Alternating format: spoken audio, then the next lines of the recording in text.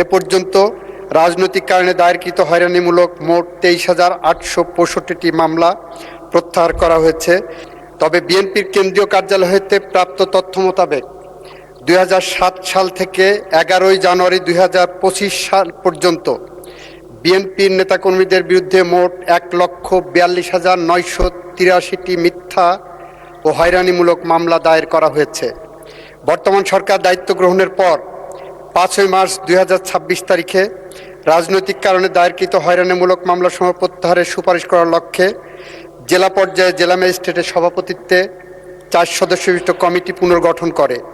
মামলা প্রত্যাহারের আবেদনপত্র, এজাহার এবং প্রযোজ্য ক্ষেত্রে চার্জশিটের সার্টিফাইড কপি এবং পাবলিক প্রসিকিউটরদের মতামত পর্যালোচনা করে মামলাটি রাজনৈতিক হয়রানির উদ্দেশ্যে দায়ের করা হয়েছে, জনস্বার্থে মামলা পরিচালনার প্রয়োজনীয়তা নেই এবং মামলা চালালে রাষ্ট্রের ক্ষতি হবে মর্মে পরিলক্ষিত হলে উক্ত কমিটি মামলা প্রত্যাহারের জন্য সরকারের নিকট সুপারিশ করবে।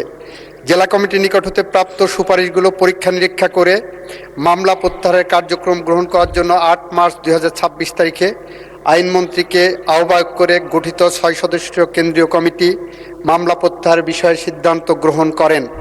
এ পর্যন্ত রাজনৈতিক কারণে দায়েরকৃত হয়রানিমূলক মোট 23,865টি মামলা প্রত্যাহার করা হয়েছে। যেসব হয়রানিমূলক মামলা এখনও প্রত্যাহার হয়নি সেগুলো প্রত্যাহার করার কার্যক্রম চলমান আছে। ধন্যবাদ মাননীয় স্পিকার।